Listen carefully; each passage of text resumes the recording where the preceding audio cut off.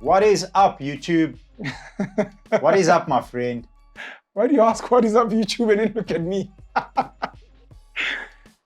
So we have YouTube, Penzo. the great, the one and only.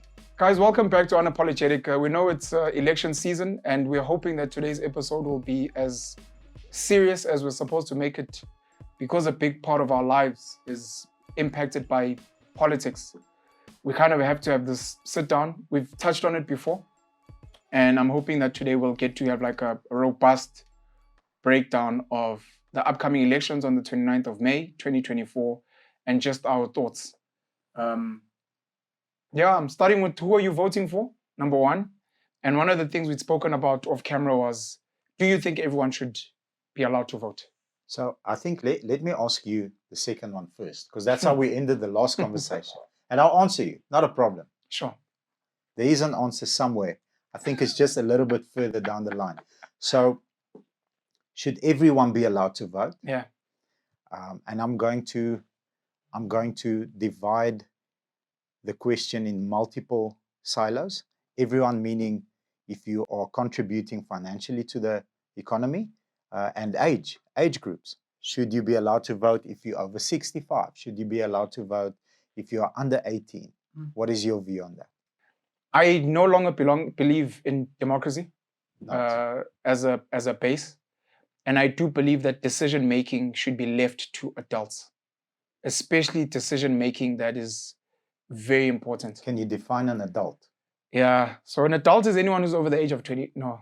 An adult is, those of us who are into like Stoic and the manosphere speak about you become a man when you take responsibility for your life and the consequences of your decisions. So it's not about age. No, it's Okay. definitely not about age.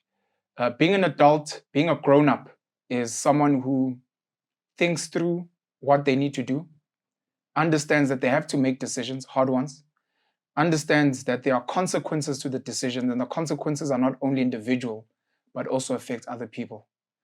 And you find in South Africa that most people that vote are not grown-ups. Their decision-making is, I love ice cream, and that guy said we will get ice cream for the next 5 years. And you're like, but he hasn't been giving you ice cream for 30 years. Yeah, but he said ice cream is coming. And you're like, okay. So we have a lot of politically illiterate people that get to vote in this so-called democracy. A lot of people who would maybe actually like to contribute financially, but for various structural reasons cannot. They also get to vote, and they don't understand the impact of that voting. So fundamentally, last year what I did was I went around South Africa speaking randomly, just casually, off the cuff with a lot of young people, asking them basic questions. What do you think of the Patriotic Alliance? What's that? Do you know General Bantu Olomisa? Hey, who's that? So you realize a big chunk are not politically literate. They know Julius. They know the EFF. They know the ANC. They know Cyril. They may know Fikile Mbalula. They know Jacob Zuma. They probably know John Steenhuisen. They definitely know the DA. Yeah. It kind of gets fuzzy from there. People don't know how politics work. And yet, when they go put an X next to a person's face and next to a party's name, they do not know the implications of that and how it filters down to impact their life. Which is why when there's a pothole, why when there's load shedding, why when crime is going up, they're like, oh, but. And it's like, but you do realize that this is a function of what we've done. We made this happen. If there's a certain shop that is abusing customers selling expired goods, they're only around because we buy from them. We are not knowledgeable about so many things. In my opinion, at the basic analogy, voting should be the equivalent of getting a driving license. Being able to drive on the road means you understand the signs, or we hope you understand the signs.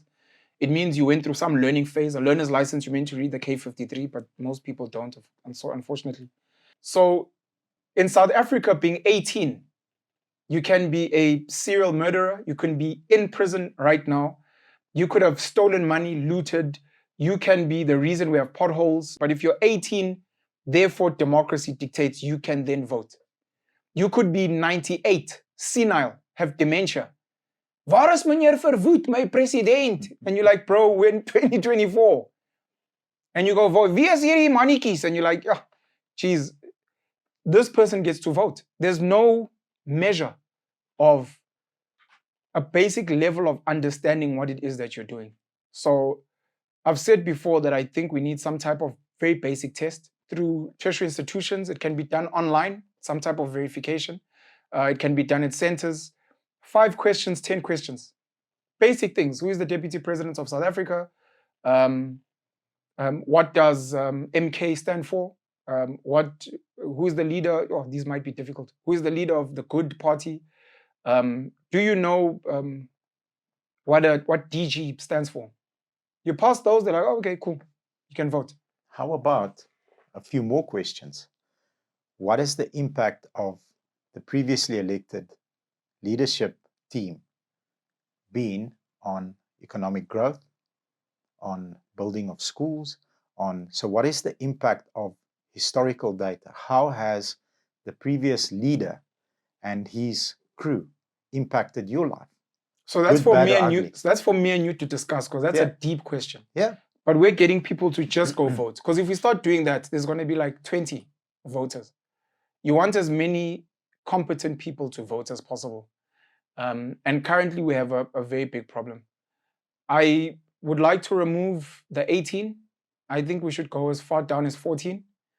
And I think we should cap it. Go down to 14. Yeah. If you can prove. So maybe depending on age, we could change the test. So maybe at 14, we'd ask you maybe a few more to actually make sure that you know. Because as much as you're like, but they're 14, they are impacted by political decisions. These are child grant recipients. These are kids who have a budget for schooling, for being fed at school, children's rights and those things, you know. Maybe not all of them are smart enough, and that's what the test is meant to kick out. But there are many people in their 30s who are dumber than 15-year-olds. And then we also need to look into what you are asking. This is not very nice. How long are you going to be alive for? Because you're going to make a decision that you won't be around to carry the consequences for. Like I said, you might be really old, really senile, have dementia, Alzheimer's disease, and it's okay. We care about you, but we don't know if you should have the power to make really, really. You know, we speak about crimes and people not being the right state of mind. He was drunk when he signed the contract. She was scared when this thing happened. No one is doing basic things like breathalyzers before you vote. How drunk are you before you went to election? Are you on drugs? Very good point. Because you could have been, you don't even remember, you were passed out. And so very good point. It's very dangerous, this game we play, but we need to find a way to infiltrate the current system and change these things, in my opinion. Twitter is a very powerful platform in this country. X, very powerful. South Africa has got 60 million people. We've got 40 million people over the age of 18. And we've got 27 million registered voters. And at the last elections, we had 17.4 or 17.4 million people that voted, valid votes. 17.4 million. And the ANC, as the winner, got 10 million votes. Twitter as a platform only has 4 million South African users. You could get all 4 million of them to agree with you. You could find that all 4 million are over the age of 18. All of them are registered to vote. And if all of them were to agree, they would still be wrong. Yeah.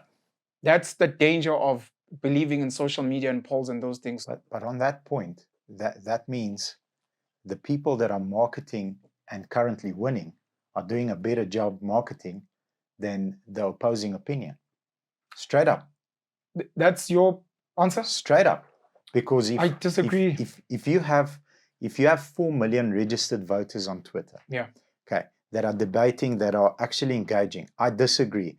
I agree. I disagree. And the political parties that are opposing the current political party leader, which is the ANC, they are marketing on a platform that ends up losing. So hence, the ANC is a better marketer. I disagree. So what's interesting is one of the things that came out in the news is the DA is leading in terms of money spent with digital advertising, social media. I could be mistaken, but it's either 2.7 million or 12.7. Let's go with 2.7. I could be wrong. 2.7 or 12.7 million in a month advertising on digital platforms. Now, someone would look at that and be like, oh, this is amazing. They've got a great marketing budget. And what they found was Rise Mzansi was number 2. The ANC and the EFF, there was no money, which means they weren't marketing on these platforms. They weren't marketing in a sense of paid marketing. Paid marketing. Yes. So their reach is organic. I just want to get the figure while we're here so I don't lie to you. There's a reason I want to get to this marketing thing. And this is what I was saying to Vince and Elsie before, that like we could go on a deviation here and speak about what marketing actually means. 2.7 million. The reason why the ANC keeps winning the elections, in my opinion, is not for the reasons that people think. Now, we could debate what does marketing mean. At a very low base, it's the number of posters, the number of T-shirts, their door-to-door campaigns, those things. That's marketing, above the line. So when you say their marketing must be great, you're like, oh, let's look at their strategy. And I'm saying, so people are going to be like, okay, look, as the DA, let's bump up our marketing. Let's have more posters, bigger billboards, more door-to-door, and you may still lose. I think a big part of why the NC still wins has a lot to do with a lived reality of people, a lot to do with legacy. Now, you could say lived reality is a form of marketing, or legacy. We debate the abstracts. A lot of it has to do with association. One of the reasons DA voters and DA supporters and other opposition parties get so angry with ANC voters and they don't understand is because they don't have family members that are entrepreneurs. They don't have family members that are working in municipality because they're under the ANC. They don't have people that are teachers at schools because at some point they feel the ANC did work for them. They don't have that association, so they don't get it. Why would you guys do this? Why would you like... Our lived realities are very different. And a lot of DA supporters, a lot of DA leaders refuse to go into the spaces where they are not being voted for, which is huge mistake. Lazy. So huge mistake. A billboard is nice, but the people that are voting for the ANC, so I'm using these real examples because the ANC is the incumbent, the DA is the official opposition. We can go EFF and others. The reason these guys win is because they are in spaces that you don't want to be in. And spaces where even if you go, people are going to ask you really difficult questions. And they don't want to hear lies, because they know lies. They even know when the ANC is lying. Absolutely. But they'll keep voting for the ANC. Another reason that people get wrong is things are so bad. If I was unemployed and poor, why would I vote for the ANC? It's for all the other things that you don't have, like a grant. Yeah, but I wouldn't accept. It's because you don't need it. But the quality of education, yes, but it's because you can pay school fees. I can't. And I look at all these things, and knowing that conversation, are you showing me, telling me that you can kind of offer the same? And not only that, but being in those spaces. Is the DA going to schools and speaking, just saying, you know, good luck to all the matriculants this year. As the DA, we wish you luck. You know, some of the teachers that work here, I hope we'll recruit them for the DA. We want to make these schools better. We see you guys don't have sports fields. Go to the clinics and be in the queues there. Not so much election season, but just make it like a culture. Because we're trying to change a mindset of people that come from apartheid, and you want to change this thing. But when you have like John Steenhuisen saying inflammatory things, you not only lose a mass black voter, you actually anger a black voter, a poor voter that was thinking of voting for you, because you're inflaming them. Yeah. It's like when Cyril speaks on platforms. Even rich white people that like him start saying, I don't think I like this guy anymore. Why did he say that? Why would he say something like that? Here's a medal. I haven't done anything. And we must laugh. That's my favorite. Now we must laugh. I'm like, this is AI. This is not real. He said it. He was like, hey, they gave me a medal for nothing. Or there was a little bit of a longer form content that I watched, how we've solved for load shedding. And through the hard work of multiple groups that came together, we've solved for load shedding. I'm like, we haven't solved for Who are you speaking So he's to, bro? insulting your intelligence. Like, Even who, if you liked him. Now you're like, but this guy doesn't respect me. who are you speaking about? So, yeah, those are just some of my thoughts. We were speaking about the marketing, but I wanted to still hear your answer because I know you asked me to get to the second one about young people voting, old people not voting. Who are you voting for, and what are your thoughts around young people voting and old people maybe being capped at 65, 70, of which 65 is still relatively fresh. Yeah. Maybe we could have it at 70, 80 and say, look, from 80, we appreciate all you've done. You've had all these cycles to vote. And we live in this now because of you. But from here on, please don't worry about it. We've got it from here. So I'm going to go back to marketing as a political party and why I Sure. feel the ANC is doing a better job at marketing. Sure. So for me, there's three different strategies and outcomes to marketing. First one is brand. Then it's marketing. Brand is visibility. People know you exist. And then it's advertising. Okay. What's the second one? Marketing and advertising. Advertising is bottom of the funnel. That's where you're going to ask for a call to action. And on your point, take the DA. There's no brand being built. So all that money, 2 point whatever million. You don't think so? Sorry. At the masses. At the masses. Sure. So on your point, I'm responding to your point. I hear you. Because looking at 4 million Twitter users, how many people are on social media, call it 4 million people, spending that money is targeting those people directly who debate, who. Now, what brand building are you doing? The fact that you're not going to schools and saying, good luck, we want to recruit some of the teachers to the DA so that we can build you better fields and the corruption and everything. We can streamline everything and make sure that there's more money allocated to teachers, better salaries, etc., etc. So where some parties are focusing on purely advertising, bottom of the funnel, vote for us, this is what we'll do. The ANC is very good at brand, very good at brand and at marketing because they keep on communicating. If you look at a pyramid upside down and the brand is on top, that's where the masses are. We always use the reverse psychology of a buyer buying a vehicle. Auto trader, everyone starts off at auto trader when they're ready. That's bottom of the funnel. If you haven't captured this person's attention at brand by communicating with him, adding value, here's a strategy that you can use to XYZ, better your life at brand point. Then start talking to them at marketing.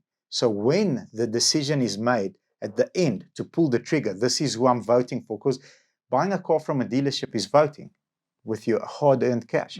That you're voting for that dealer. And that dealer has captured you at brand, did a good job there, a very good job at marketing. And when it's time to advertise, you can pull the trigger. So on political parties, I think ANC is doing a much better job at brand because they're capturing more attention with a bigger community, which is not on Twitter, on Facebook, on Instagram, and on TikTok. And they are speaking the love language of the top of the funnel. What's the love language? The love language is, this is what we've done on your points. This is what we've done so far. And you can't say that there hasn't been good points because then that won't be fair. Okay, you can't say it's all bad, 100% bad, because it won't be fair. And it's controlling the narrative. So if I go in a sales meeting and I lost my shit yesterday and I was an absolute animal and I treated people disrespectfully and you know, I'm ashamed of it. But I go into the sales meeting and say, guys, how much did you earn when you got here? No, I didn't really have a job. I earned minimum. What do you earn now? I earn this much. Great. So this company has changed your life, right? I can approach it that way because that's a politician voting up. That's exactly what the ANC does, by the way. I feel to a degree that's exactly what everyone does. And it's not all bad. What I did yesterday was horrible, and I'm embarrassed, and I wish I can take it back, but I can't. It's done. The scars are there. Now I'm going to go and top line, brand. Remember, this is what we've done together. I'm sorry we failed you here, but this is what we're going to do next. This is how we're going to do it. And keep on selling the dream. And they're doing it better to the bigger community than the rest of the political parties are at the end when it's time to vote. So they've ended up pushing more voters down to the call of action than the rest have. That's my opinion. Who are you voting for? And what do you think about young voters and old voters? So, young voters, I know we were talking off camera, and Vince said, I remember when my grandfather took me up to the mountain and cut off my tail because I was born a monkey. And I said, you don't have your tail? Like, mine is still hidden in my pants. Like, when was your tail? So as a young person, I can just go back a couple of years and I'm 16, 17, 18. Man, I'm talking me. It's a big decision and every vote counts. I'm not ready to vote at 14 or 15 or 16. At 17, I'm probably not ready to leave my house because I'm a menace to society at 17. At 18, it sort of starts getting better, but after the age of 21, I start maturing and I start finding myself and who I am. And I actually have a belief system after the age of 25, 26. Before then, I don't have a belief system. I'm Julian, you're young. What does a young guy want to do that's selling a lot of cars and making decent money? A test is a good thing. Is it easy to enforce? Because you have to enforce it. I don't think so. So that's not the answer. So let's take 18. 18 is fair because most people become a little bit more mature. Do you think you should have a matric before you can vote? Or 18 is good enough? So matric is also not a good metric. I know people that haven't finished school that are wealthy and highly successful. And I know people that have finished school that are rubbishes. Like, you're using yourself as an example. So, because I could tell you about 14-year-olds that are making money. Yeah. And 16-year-olds that are very smart and stuff. I don't think matric is. So 18 as a number is good enough. Yeah. I think in the bigger scheme of things, sure. If we could really dissect it, 18 is not the number. But in the bigger scheme of things, 18 is the number. Everybody comes from a different background. Sure. You've got different life experiences up to the age of 18. But at 18, you've gone through some hardship, some sort of loss and win, and that's cool. The older generation, in my opinion, unless you've got dementia or you see now and you don't know what planet you're walking on, I think their vote should count more. Why? Over a period of time, you get to experience more things and you become wiser. I really feel like as the gray hairs start to come out, you are wiser. You've got more, you've dealt with more hardship. Now, hardship teaches you lessons. If your IQ is not room temperature, the lesson should make you smarter for the next time you encounter that hardship or that situation. So 50 and above, 60 and above should carry more weight. Do you believe in this country that people that are over the age of 50, 60 are wiser than young people? Especially with the legacy that we come from, where people don't have the education that some of the children and young people have. My grandmother, other peoples who come from the struggle, do you believe they are wiser? So when they vote for an ANC, do you believe their vote should weigh more than mine, having maybe studied with white kids, understanding that white people have got their own problems, having traveled a bit, way more than my grand? Yes, I do believe that. And I'll explain why. The problem that we have is no one from a opposition party is selling the dream and the nightmare well enough to get through to them. Are they wiser than today's kids? Yes. Yes, they are. Because they've lived longer. They've made more mistakes. There's more scars, there's more memories, there's more situations that they've had to face than the younger generation. And it doesn't matter, gone to school with white kids, with Indian kids. Culturally, I think the younger generation is richer because they've experienced more.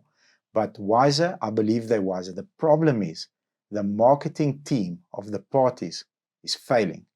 The old people today were the young people then that gave us the political freedom we have today. Correct. The old people of that time would not have agreed for them to do that, which is why the youth of 76 were gunned down and not the old people. So they may be wiser, but in terms of who gets to influence and change the world, I don't agree with you. Is it ever old people or young people? I don't agree with you there because the overturn the okay, and I can already see the future because you're gonna counter argue that. But the difference between then and now is there was an actual clear division coming from a place that wasn't good. There was a clear division. There's a line, and this is the split. Was it not good? Are you talking about the apartheid era? Yes, that's what I'm saying. You're saying it was not good. No, because lower crime, more jobs, more stable economy, no potholes, no load shedding. I love chatting to you, man. I'm just asking. So that time was bad, and now is good. Every time you're going to exclude, no matter what the circumstances are, it's not good for me. That's my personal belief. Sure. Whenever there's exclusion, it's not good, because exclusion means, so the ultimate form of power is one that's unchallenged, and one belief system, no opposing opinion, that ends up being evil. That's my belief system, no matter what. Nothing wrong. Most South Africans have agreed. That's why we're here today. So it ends up being evil, whether it's in South Africa, whether it was with Hitler. Sure. The ultimate power with one belief system without the opportunity of an opposing opinion ends up evil. It's not sustainable. It will end up evil. No matter how good it starts off and whatever the intention is, it will end up evil. So yes, not good. So the difference between then and now is there's no clear division, but the division is actually a lot bigger now. Have old people ever changed the world, or has it been young people? Have old people ever changed the world? I think if it wasn't for old people, I think the world won't be alive today. Because old people do what? As they make mistakes, they'll be able to guide the younger generation not to make the same mistakes. We would have bombed the shit out of each other a long time ago. But do you think old people have been guiding young people since then, during the transition, even now? I feel there's a disconnect. No, not effectively. Sure. Not effectively. That's the failure part. Not effectively. Who are you voting for? Jeez, man, the question keeps coming. So I'm going to explain to you my voting strategy. Nothing wrong. Okay. My voting strategy goes back to marketing. I'm going to force you to give me an answer, by the way. So No I just hope you know that. No problem. So you can hit me with all the sidestepping. I called you Triceptosaurus earlier because when I gave you a hug, I'm like, shit, what's that? Been doing some push-ups. I think this guy's a politician. Just watch out for him with the lies. And when Vince asked him, how many push-ups do you do? His answer was all of them. I'm like, I can More feel. Political lies. So my strategy on selecting a political leader is very unconventional. And I had a very cool discussion with 4 team members this morning about exactly this, because I needed to practice my speech before I faced you. So this is round 2. It's very simple. I look at 3 things: being book smart, being street smart, and having a proven track record. I love the last one. Okay. But all 3 are as important in my opinion. For me, this is, you asked me. No, of course. So being book smart. Don't be defensive, Bobby. It's okay. Why are you sweating? Calm down. Take a deep breath. You called me a political, what did you call me earlier? I blocked that off. So being book smart is so important because there is going to be situations where you will have to interact with only book smart people. Now, book smart people in like the Scandinavian countries, those are highly educated, PSG, DSG, they've got the certificates, they've got everything in their offices, hanging upside down, hanging the right way around. They are highly educated people. The moment when you walk into an office like that, you should be able to a degree, hold a conversation and be able to negotiate with someone like that. Okay, as my politician, as my leader, the guy that's going to be making decisions that directly affect my life, you should be able to sit in a room with someone from Finland that's got 7 degrees and have a conversation where there's mutual respect. Important. Do you agree so far? No, it's not for me to agree. I'm not going to agree with anything you're saying. This is your argument. I just want to make one point before you go to street smarts. How do you know I'm going there? I'm going to go to results first, that's sidestep you. Okay, Nothing make your wrong. point. The late president of Zimbabwe, Mr. Robert Mugabe, Yes. is the most highly educated leader that the world has had. Okay. So he would tick your box on book smart. Book smart. Okay. And it's very important because you don't want to be seen as a fool amongst scholars. You don't need to be the best scholar, but you don't want to be seen as a fool, like, oh, looking down on you, you barely passed matric. It might explain why the EFF is big on education now. I believe it's hyper important. The street smart, man, this is important. And I'll put leaders like Putin, the leader of the Communist Party of China. These are street smart people. These are hardcore people. You can check their eyes. They're not normal human beings that were raised by loving parents and had a wow. and had a gravy train and everything was. Wow. These are guys that walked 10 miles to school in snow, both sides uphill. Okay, that's street guys. Very important. Look at Donald Trump, street guy. Fuck, street guy. He is the street guy, in my opinion. When you sit with a street guy, the body language, the tonality, the words that you use, the vernacular is different. Having grown up and experienced life on the other side of the railway roads. Hey, how's that? Railway roads. Having grown up on You're that side. You're definitely not from the first group there. No. Okay, I know. No. I think you just confirmed it now. No, fuck, definitely not. Definitely not. I almost fell standard 9, like barely past standard 9. And it's grade 11, okay. children. Grade 11. It's okay. These are the old Whatever. dinosaurs that want to vote. Jeez. And then matric, I did fairly good. I was okay. I had a nice teacher. She's like, dude, pick up your socks. You can do it. I'm a cheerleader. And I'm like, oh, thank you. I'll prove you right and everyone else wrong. But a street guy needs to be able to sit with Putin, shake his hand firmly, have an exchange where Putin feels this is not a pushover. I can actually debate this guy and he makes sense. He's got 5 or 6 moves planned ahead. Maybe he doesn't have 15 moves like Putin does, or one of these guys that are strategists, but at least he's got 5 or 6 moves planned ahead. It's not a yes or no answer. A lot of the military leaders of countries tend to have a lot of that. Yeah. The grit and the tact and I outside of that. just like studying. Yeah. I respect that. Like highly, highly respect it. But you need both. I hear you. You need both. And then a proven track record. Oh, before proven track record. So in South Africa, the name that would come up would be Jacob Zuma in terms of street smarts, if you were to ask people. Because he is the extreme of book smarts. Because he dropped out in grade 4.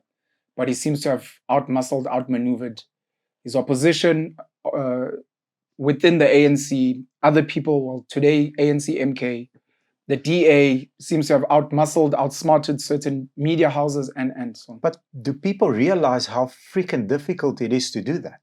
Do people actually go and sit down and say, okay, here's the first move. This is the backlash. Unfazed.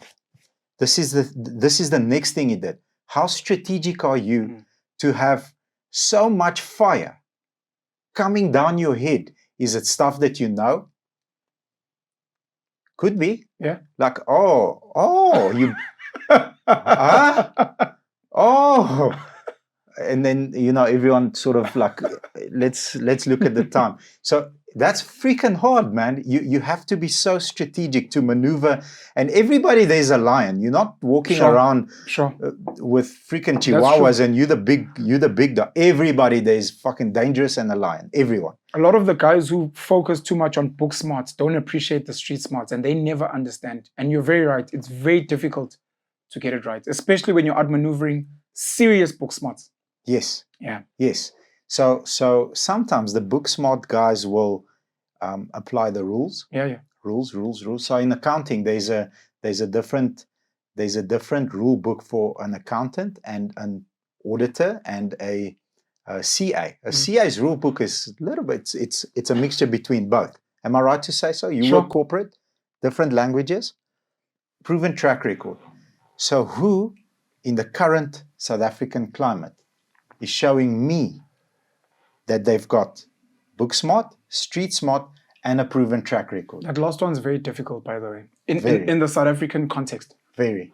But it must be difficult because you're going to lead a country. It has to be difficult. No, what I mean by difficult is the ANC has had a huge chance, big budget, lots of years to accumulate a track record that's proven or unproven. Other political parties would argue they haven't been in government, they haven't had the budgets, we haven't run a municipality or a metro or a province. So that's what I mean by difficult, because now you have to compare not on an absolute term, but on a relative.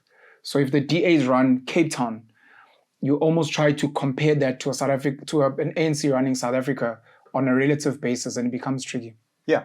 But you can go and backtrack, right? So from the moment that you stepped in, have you faced real obstacles, real fire to prove the street smarts? Mm-hmm. Have you? Maybe. Okay, there was that one time. I liked what you did there. This is how you maneuver. There was peace. Okay, no problem. Have you made logical arguments that are beyond doubt by being book smart, by taking someone on this way, boom, and saying, okay, this, but this, but this, but this, but this. And then how far have you taken your party or your circle or your crew in the time that you've been elected?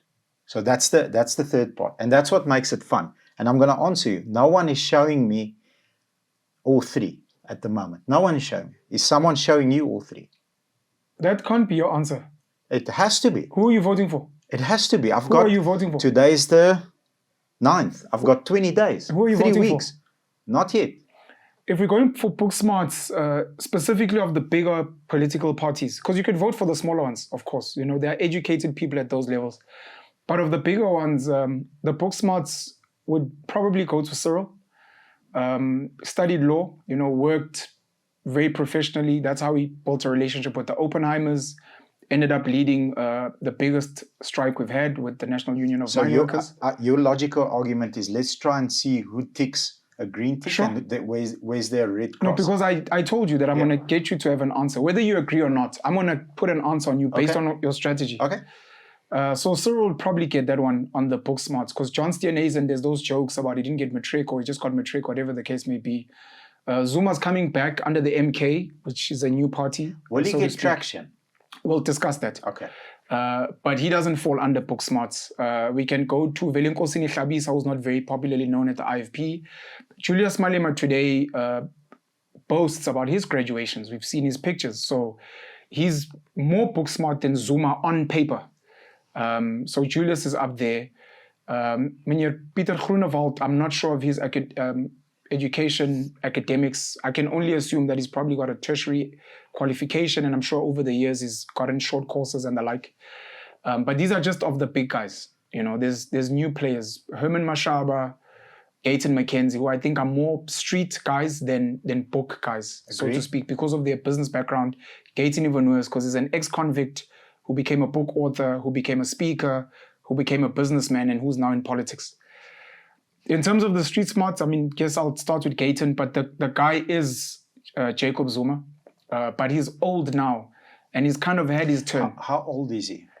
I think he's in his 80s, if I'm not mistaken. 80s is old, man. He's quite old. Jacob Zuma 80s is age. According to Penzo, he shouldn't even be allowed to vote. He's 82. But he's still sharp. No. Look, with the strategies and what they've been trying to do with the MK, he's still proving how sharp he actually is. It's quite embarrassing, to be honest. It's embarrassing to the IEC, it's embarrassing to the ANC, to Cyril, to Fikile Mbalula, to everyone who's trying to throw anything at him. And arguably the MK is the most spoken about political party recently, in the last maybe month or so, more than the EFF. Jacob Zuma would probably take that one. Better marketing. But I will put Julius in there as well. As a street guy. You know, I mentioned him with the qualification, which we know now. He's pushing very hard on the EFF that at some point they want to have members of parliament that are only people with a certain academic qualification level.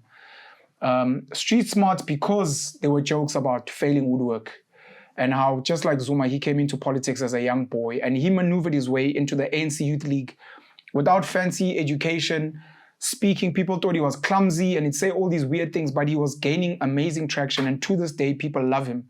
And part of the street smarts is with the formation of the EFF, he managed to build structures and systems, and he's done things like lose weight, He's done things like get his qualification. Like, he's trying to tick as many boxes as possible that are going to get him to wherever he needs to get to. This falls under street smart for me. And then proven track record, like I said, it's difficult because the ANC have had the lion's share of budget and time. They've built over 3 million RTP houses, which at an average of 3 people, that's over 9 million people that have a home today, whatever's happened with that. The number of people that have received grants, we're currently on 29 million because of an additional 10 million or so with the 350 But that's a SRT. negative. That's not a positive. It's a negative for you. It's a big negative. For you, right? So when you look at proven track record, you'll say, nope, no from me. For the next person, if they look at proven track record, it's have you fundamentally helped people's lives get better? Can we debate that? What is it for you? Is it a negative for you or positive for you? I'm speaking just from a what have you done for the people in terms of proven track record. But what is it for you? I have an issue with social welfare as a general, and I have an issue with grants as a general. And I think that money should be redirected to aggressive skills education, aggressive land redistribution, seeds, equipment, business funding. So give you a fishing rod and teach you to fish rather than give you fish. Sure. Okay. That's me. Yeah. We're in agreement. Sure. But for the people out there, it's very important because it fundamentally does change lives. For hungry people, for uneducated people, for people that have an education but haven't gotten access to a job, a business, or whatever the case may be. The number of people that get 90% of our population gets free healthcare.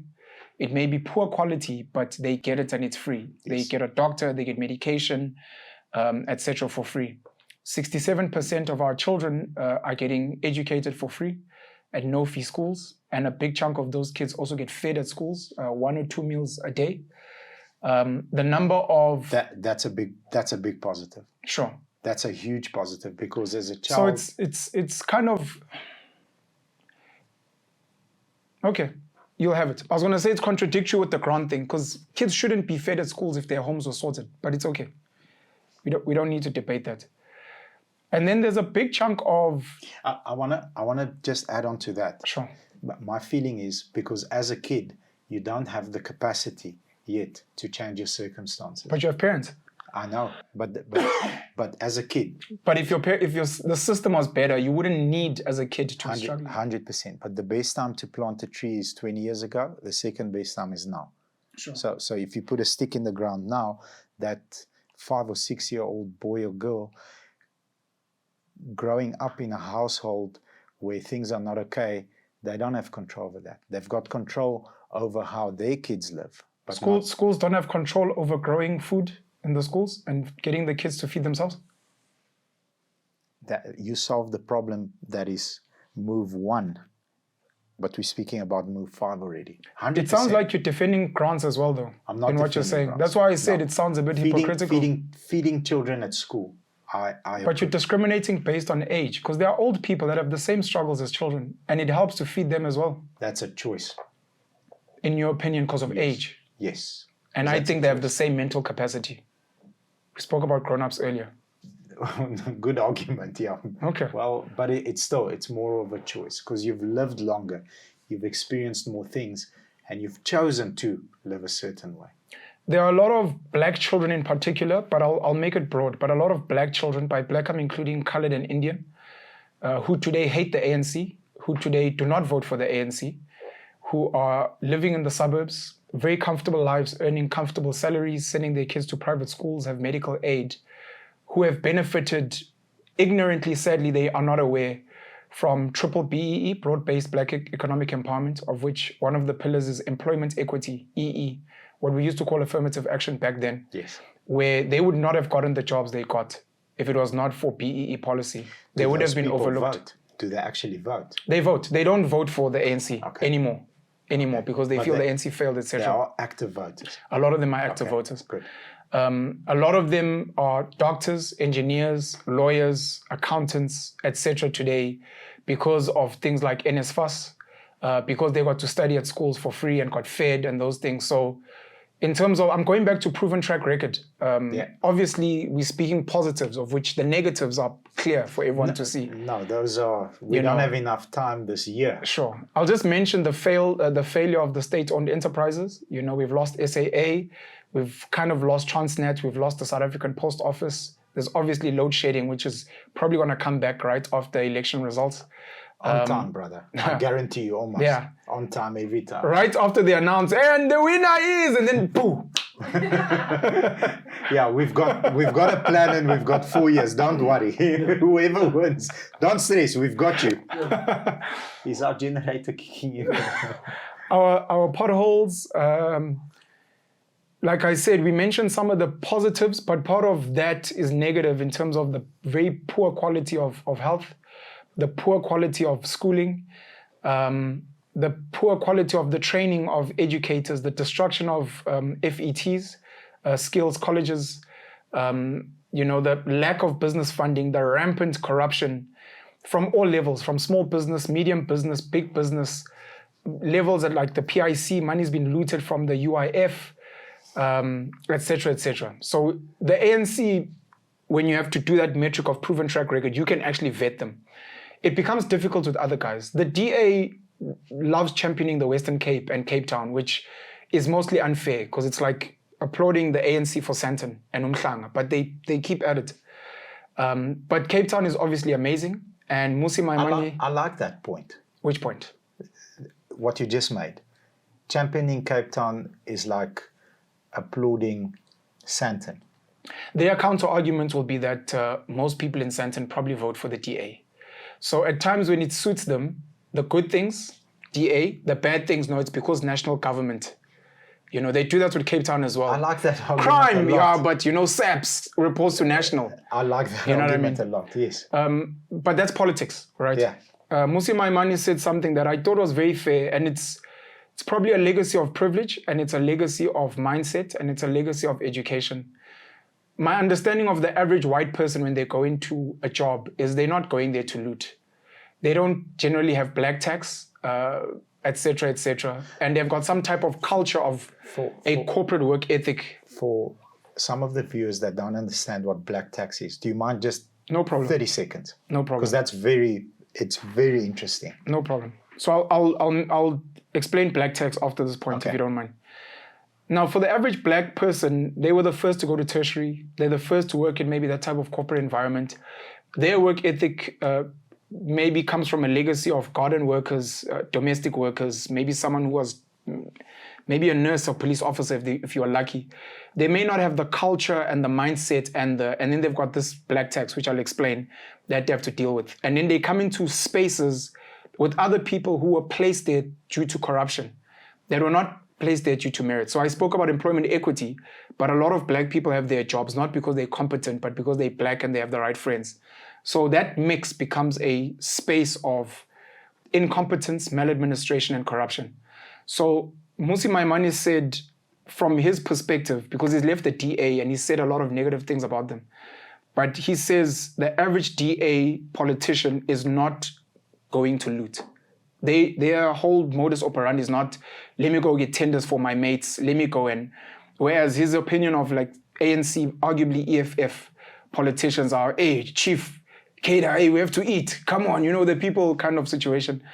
So from that perspective, and in my experience, especially because I grew up with white people, I find white people tend to be more competent in their jobs.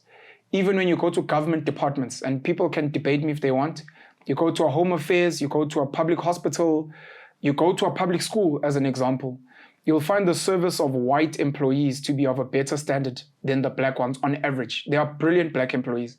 But the white lady at home affairs will be like, I'm so sorry, our system's offline. Please come back in 30 minutes. This thing normally happens and it normally comes back. The black employee will be like, we're offline. So what should happen? Zamaksasa, come back tomorrow. And then they kind of go home. Again, it's a culture kind of situation. And I don't mind being bashed for it, but people will know what I'm talking about. So the DA, because it has a lot of white members, they come with that legacy of not having political deployees that have black tax, that have the struggles of coming into spaces that maybe desperately need money. Most white people I know are not into flashy things, whereas a lot of new black money wants to flex the car and the clothing. You know, the average white guy that I know who's getting tenders is not going to buy Gucci. And he's not going to, he might buy an expensive Baki because he thinks that's cool, but, it's not the flashy stuff. And he's not going to clubs and splurging money. That's why even the story of Marcus Jooste was so demeaning to a lot of Afrikaans people. Because they were like, this guy doesn't represent what we stand for. He was splurging. And Christo Visa said, the fact that he had a side chick that people knew about, we don't believe in that type of stuff. That's not part of our culture. Whereas for other people, these things, are normal. Signs of, I've made it. I've got 3 chicks.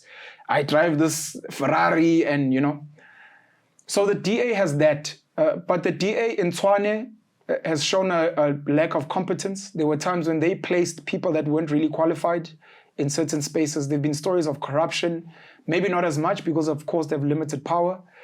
The EFF is difficult to gauge because they haven't had much government power.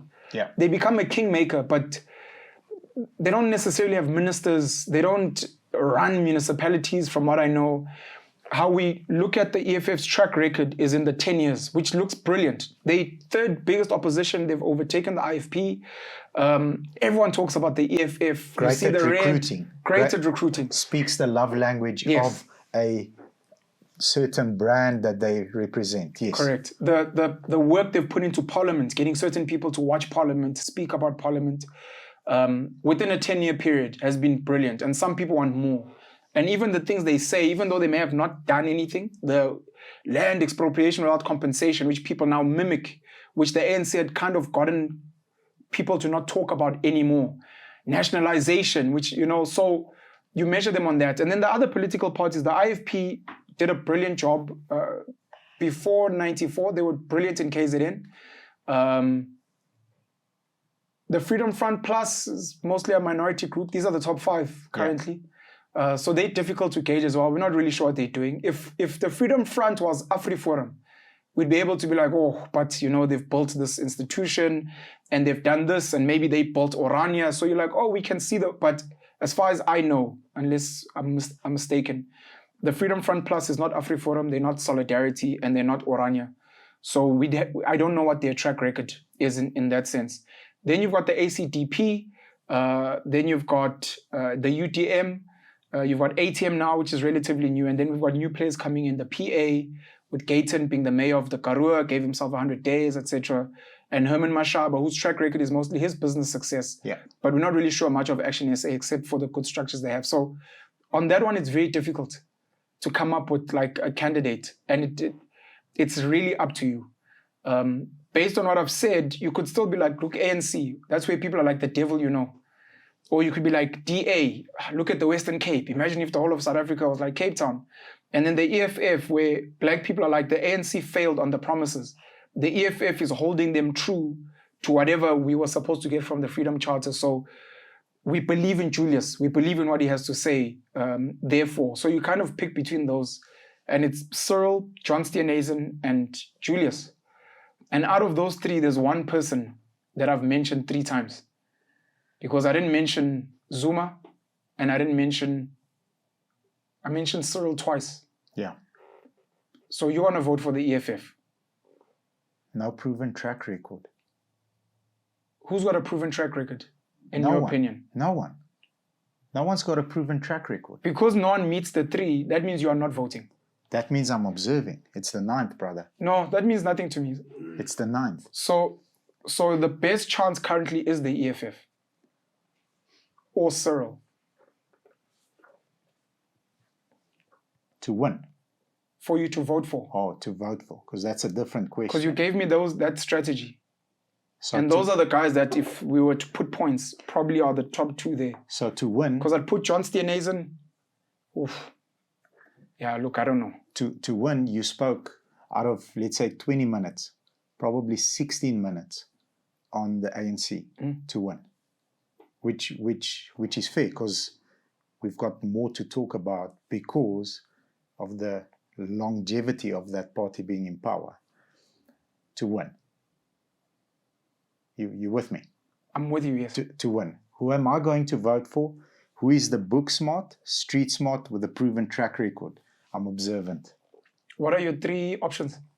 Those are the three options. ANC, EFF, and DA. In my opinion, if you go and vote for a small party, it's not a wasted vote.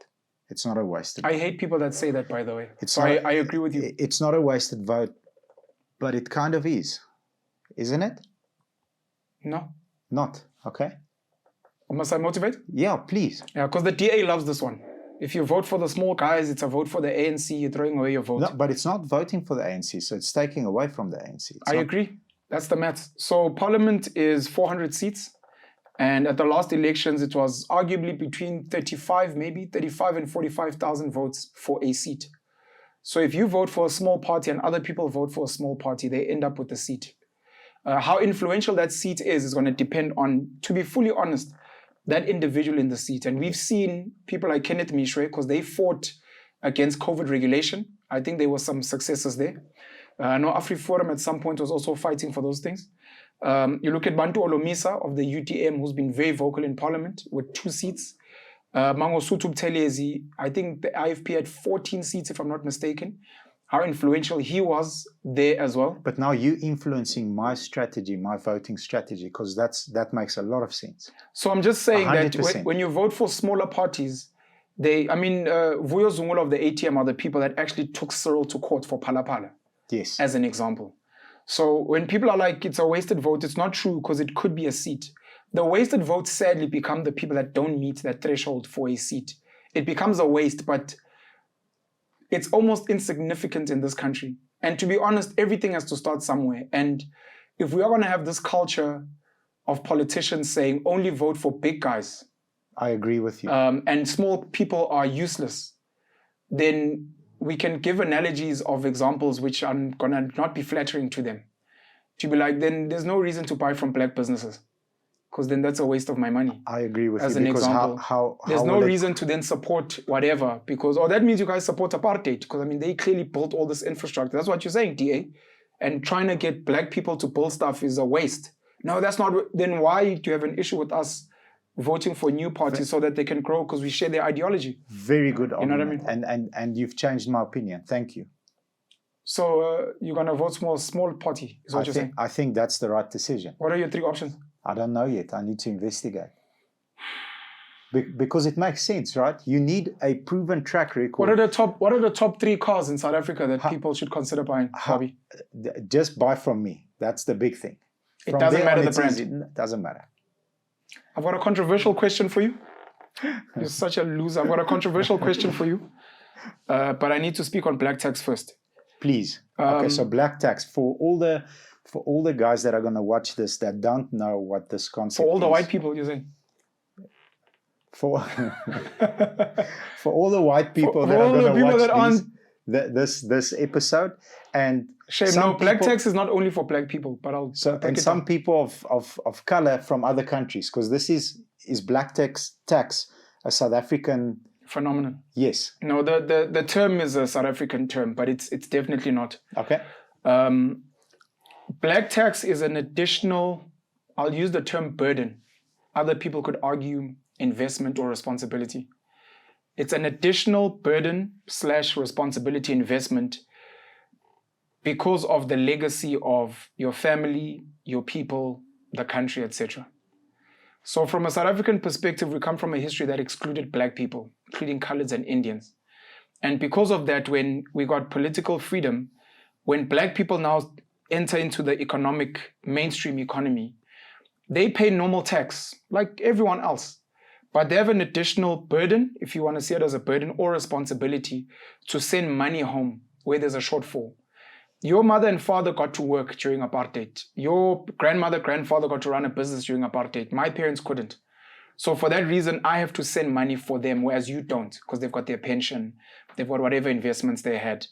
Part of the investment aspect is you're sending money to educate your younger siblings, your nieces and nephews, maybe your grandkids, whereas other more privileged people don't have to do that, as an example. So it becomes a black tax, which is for black people. We've got big families, they're poor, etc. So we have to send money home outside of just paying normal tax. Do you believe in that tax, the black tax? Do you believe in it? It's not about believing in it more than finding yourself in a situation where your family raised you, and it's immoral to not almost say thank you back and to give back, because they raised you up and you're meant to send the ladder back down, and how you do it is through that. The problem is, like most other things, it gets misused. Okay. So you might find that you're sending 5,000 Rand home, which is meant to be for school fees, but people are drinking the money, There's a partying, drunk gambling. uncle involved. Yeah. Or you might find that families don't have financial literacy. So maybe black tax should not be financial more than skills, education, tools. So I'm not going to send money home. I'm going to send bags of feed for the pigs or the chickens in our village. I'm going to send books for the little kids to be like, read these books. I'm going to pay for your Wi-Fi so you can access information. I'm going to send stock so that you guys can, go to a China city or, Fordsburg. I'm going to send stock. I'm not going to give you money. I want you guys to sell stuff and make money for yourself. I like it. So that in 5-10 years, you don't need me anymore, for example. So the reason it's not only black is because there are a lot of poor people. It could be white in South Africa. It could be poor people anywhere else in the world where, for whatever reason, your parents didn't have a good job or they didn't work. Your grandparents were not well off. So as much as you're making money, you're also paying an installment for your father to have a Hyundai H100 so that he can move furniture around. You're paying for that. You're paying for your mom to have a little secondhand shop so she can get a little bit of income. That's an additional burden, responsibility, investment for your family, where other people don't have that. It is just them and their tax, and any other money's disposable income, which they can invest, enjoy, etc. That's black tax. Happiness. Thank you for explaining it that way. We spoke about young people. We spoke about old people. I wanted to ask if you believe only people born in South Africa should be allowed to vote. Definitely not. Why not? Because I wasn't born in South Africa. Born in Bulgaria. Really? Yeah. My accent. But you want to be voting, Bobby. My accent's not from the Eastern Cape. These foreigners must go. They must go abahambe. So, do I contribute to the South African economy? You're digging a hole for yourself. I knew you were going there. Positively. So you're setting me up, just like you did from the moment I said, "What's up, YouTube?" It was a setup. But I've got a thing that I live by, and I've shared it with you, and we had a laugh. He who grew up in a rondavel can never be placed in the corner. Okay, I might have not been born in a rondavel, but I grew up in one. Let's hear. Okay, so if you are actively contributing and plan to live, raise children, run a business, and retire and die in the country, you should be allowed to vote if you have acquired the citizenship in accordance to that country. So I'm a South African. So the citizenship is key. Absolutely. We can remove all the other stuff you mentioned. You're not contributing economically, you don't have a family, you don't really care about settling here, but you're a citizen legally. Okay, that's for me. But if you're a citizen legally, you should be able to vote because you have a vetted interest in the country. Do you mean living in South Africa or having a South African? Because that's a different question. Does it matter? No, it does. If I ran away from South Africa, sold buildings, sold stock, and went to live in which country do people? America. Elon Musk is in America. Say his name with your chest. Elon Musk was born here, but he abandoned us. I won't live in It's expensive in America. So other country, whatever. Okay, America. Then why should I have a vested interest in South Africa? My family lives there. Do they vote? I don't know. I'm arguing. I'm in real time because you asked me a question that I'm not. No, you're asking a question. I'm giving one of the reasons why a person should be allowed to vote. And do you think they should be allowed to vote? No, you must answer my question fully. I think yes. You think foreigners, people that were not born here, should be allowed to vote if they have citizenship? Yes. The hole you were digging was me asking, if you're going to say we use economic value contribution as a measure, are you saying that people that don't add value economically or that are negative, that are leeches to the economy, we should relook them, whether they are local or not? No. If you have a citizenship of a country, you should be allowed. Why is to that vote. good enough philosophically? So you just tick the box. You've been here for a couple of years, and therefore Home Affairs is like, hey, good days. That's good enough. Because that's a measurement. That's a requirement to vote. Just because it's law. You're saying just because it's law. I know you added other stuff earlier, which I like, by the way. I say this because we use arbitrary measures like 18 is a citizen, has an ID book, therefore. And I'm asking philosophically if that's good enough. You know we're going to get raped in the comments, right? Jeez. We're going to get destroyed. But yes, if you are not adding value and you're a leech to this country. Oh, are we moving away from the law now? No, let's go there, because you've been setting me up the whole day. Let's go there. I'm not scared. Oh, he's going to tell us who he's voting for. I've got him. If we are going to be who are you voting for, Bobby? If we are going to be allowing leeches to vote, is that a good or a bad thing? Who's a leech? You used the word leech. You said leeches, people that just take and not give. But do you understand? That's not democracy, though. But that's like in South Africa, prisoners are allowed to vote.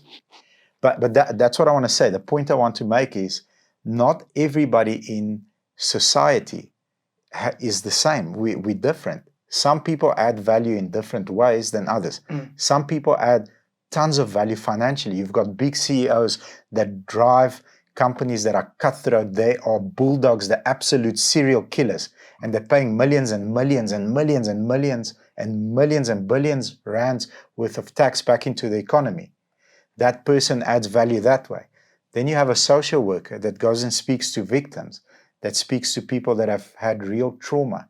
And that person adds value a different way. Even though it's not financial, is it less important? So who's contributing and who's sucking? I think it's a community. So hence, it's such a difficult conversation, and you can't make a clear division. That's why they said, okay, if you're 18 and if you hold a South African citizenship, you're allowed to vote. Even though you went to jail, because who knows what you've done, at one or other stage you were a positive addition to society. Do you think you should be allowed to vote in Bulgaria? I should be allowed to vote in Bulgaria. Yes. Because so legally I'm allowed to vote. I met our president. It's the first president that I've met. Yeah, we opened a church in Midrand, and that was very cool. With the president of Bulgaria? He flew out here. Jeez, that's dope. The community built a church. It's in Midrand, beautiful. We've got our pastor here, and the president flew out with Secret Service, and it was an event. I always knew you were KGB. I knew it. So it's coming out now, slowly but surely. I've got a photo with him. Bobby's like, hey, nice damn spy in this country for Bulgaria. You heard it first here. I'm kidding. Sorry. So one cool thing about our president is, I don't know where it was, but he was visiting a school, and there was a pull-up bar. So he has the interview, and then they're like sort of, yeah, bye, thank you very much. So he goes, he sees the pull-up bar, he does a pull-up, he goes feet over, boom, comes down, and then like the news exploded. Jeez. Like, look at our president. America's president can't climb up aeroplane steps, and here's Top G walking. I was like, put him there. So yeah, cool guy.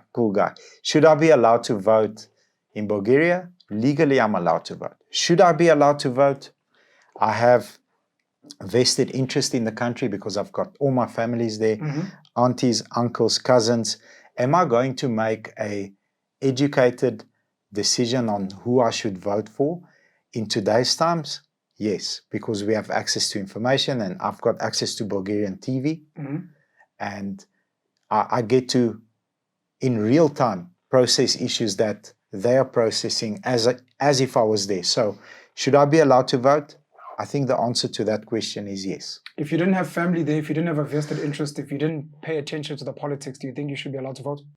Again, very difficult to make that division, but legally, should I be allowed? I still agree, yes. So all South Africans that are not based here, who left South Africa specifically after 94 when the ANC took over, who hate this country, who believe black people have destroyed this country, living in Australia, they should be allowed to vote, even though they've been there for 30 years. So again, very difficult line to navigate on. Legally, they are allowed to. Should they be allowed? They should, if they have the best interest for the How country. do you measure that? Difficult. You can't. So they should vote. If they have the best interest for the country, they should. If they don't, then they shouldn't. We've got potential, if I'm not mistaken, 70,000 South Africans abroad. That's 2 seats. That is 2 seats. And I think only, what's the number? Jeez, it's slipped me. But it might be something like 26,000 are registered or something like that. So it's like not even a third. seat. Not even a seat. So they're almost not worth worrying about. So yeah. Do you have predictions for the elections? I don't see the ANC losing. Going under 50, you mean? They're not. I don't see that happening.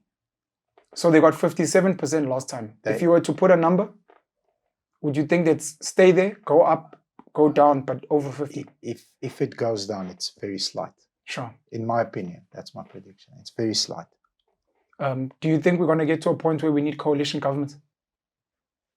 That becomes interesting. Very. Do you believe in the idea of coalition governments? Yes, and I'll explain why. If we have a common enemy and we have a strategic plan to go and not overturn the common enemy, but to prove a point and to prove someone wrong and to prove someone right. But it's very difficult because as soon as there's a coalition agreement, there's individual agendas that are being driven, and they will compete internally, in my opinion, harder than they'll compete outwards to win votes and look at me type of thing. But if two level-headed people with a common purpose and a common goal sit down, have a plan on how do we attack this issue here, I think that's beautiful. I think it's beautiful because it shows cooperation, opposing opinion, and a common goal. And that's how progress is made. But it's very easy to do it on paper. I think in reality it's... We've had a taste of coalition governments in Johannesburg, Tshwane, Ekurhuleni, I think Nelson Mandela Bay. It's been a mess. Mayors being swapped, work not being done, service not being delivered, etc., etc. Do you think if we get to that point nationally, we're going to have something similar where many things are stalling? Cyril was president last week, vote of no confidence. Now they've got some random guy from a very small party to become president of the country. I mean, it's happened in Joburg. We had 2 mayors from Al Jama'ah as mayors, and they were compromise candidates from coalition agreements. I think the coalition concept hasn't been around for long enough and hasn't had enough time to fail to get better. I don't think we failed enough. Do you think we should, though, get into coalition as quickly as possible, to fail as quickly as possible to get out and learn? I like the concept. Sure. On paper. On paper, I like the concept. But in reality, it's not practical at the moment. So there's various options, right? The ANC goes under 50, and they could potentially work with the DA. The DA has said that they're willing to work with the ANC, even though they set up the multi-party charter to fight the ANC. Very hypocritical, but I guess political engineering. They've got the EFF, of course, of which Julius Malema has said the EFF is willing to go into coalition with the ANC if 2 things are met. Number 1, Cyril steps down as president. Number 2, Floyd Shibambo of the EFF is made Minister of Finance, which some people are arguing it's them saying, basically, we're not willing to work with you. Because then if they're dictating how the ANC moves, it's like, how are we going to work with these guys giving us such terms? If this is our voted president, as an example. Yeah. There's a new player that's come in, Mkhonto weSizwe, led by Jacob Zuma. They've had a lot of scandals. The guy who registered it, I think Jabulani Khumalo, if I'm not mistaken, he's been kicked out of the party with others, accused of accepting money to destabilize the organization, as new as it is. Ex-President Jacob Zuma, the leader of MK now, Jabulani Khumalo, who was the leader of MK, released a letter saying that he's been suspended. Khumalo saying Zuma has been suspended. But the IEC said, according to our records, we understand Zuma since, I think, April, if I'm not mistaken, this year, is the leader. Therefore, we'll only take direction from him. So it's messy. We're not really sure who's in the leadership structures. We know Jacob Zuma's daughter, the twin sister of Duduzane Zuma. She's one of the people on the list, Duduzile Zuma Sambudla. Other people we're not really sure of. By the way, Duduzane Zuma's party, the All Game Changers, HEC, was taken off the national ballot, so they're not running, sadly, with, I think, 4 other political parties because of administrative measures they didn't meet, as an example. A lot of people love Zuma legacy, from his days in the ANC, in KZN, as deputy president, as president. There are people that believe the 9 wasted years were actually 9 very fruitful years. They believe a lot of black people made money. I think there were 2 tiny universities he created in Mpumalanga, and there may have been one in the Northern Cape, if I'm not mistaken. They believe hospitals and clinics were built. They believe there was progress. On the other hand, the media and a big chunk of the ANC today are saying there was a lot of looting, corruption.